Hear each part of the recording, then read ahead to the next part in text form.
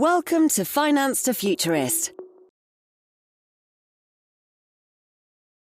I'd love to talk a little bit more about e-invoicing. As you said, I know it's a complex environment right now. I think, like you said, there's a lot of compliance issues that are coming out in different countries. So I also know that you just recently attended a big event. It was an e-invoicing event down in Miami here in the States. I wondered what your takeaways were from the event itself and what you're hearing, and maybe some things that we need to think about, again, as we move into a global environment where there's a lot of different regulations coming down the pike.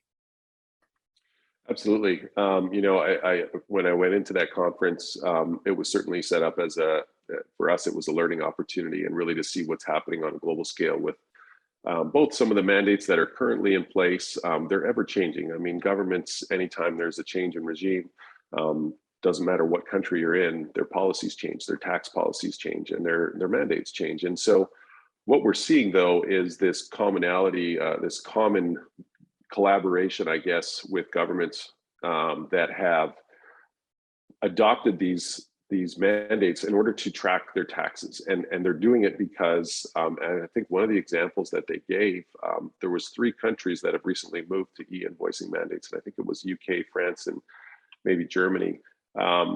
They're moving to that because they realized they missed out on $140 billion in tax revenues because they were unable to track it and they had no visibility.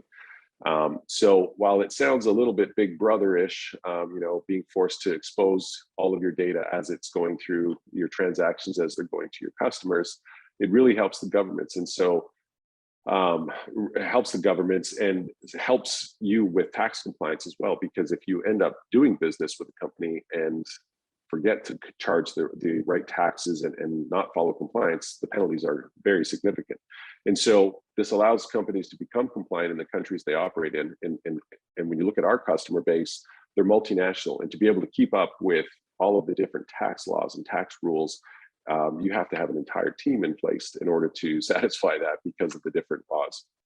And so what we're seeing, though, is we're seeing governments react quicker. I think any government agency, we all know, is not very reactive. It's quite delayed in getting a response. And so that's what we're looking for on the marketplace, in the commercial marketplace, is what are you going to give me, Mr. Government, in order to want to do this? And obviously there's penalties with tax compliance legalities around it, but the governments are also responding quicker. So because they're digitizing it, it allows them to process transactions faster and give me the visibility that I'm looking for in order to ensure that I'm compliant, but also getting my transactions directly to my customers. So, this is Finance to Futurist, and I always like to ask curveball questions. So on the topic of e-invoicing, tell me about blockchain, because again, I'm always interested in new technology. And I know blockchain is not new, but do you think there's a use case for leveraging a tech like blockchain and e-invoicing in terms of, having to have a unique identifier or, an audit trail for some of these compliance mandates?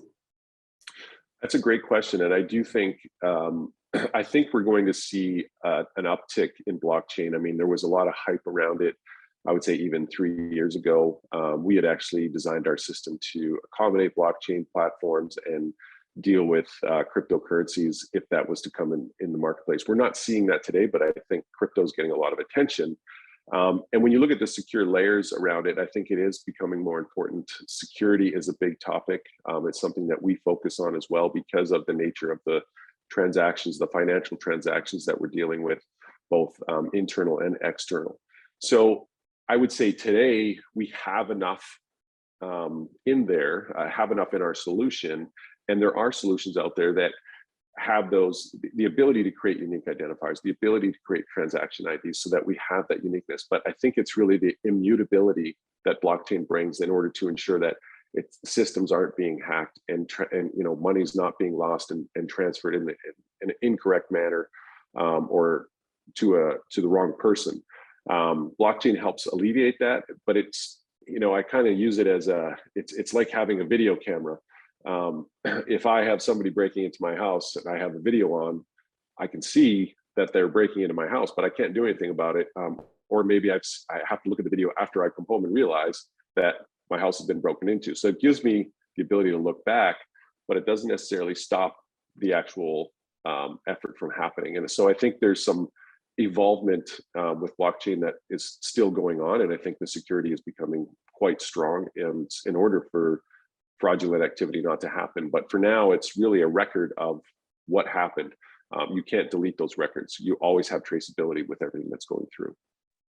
Perfect. Well, Brian, thank you so much for your insights around customer experience, but also e-invoicing. I know it's a topic I'm sure you'll be on the podcast many more times to discuss, and we look forward to having you on again. I appreciate it. Thank you, Natalie.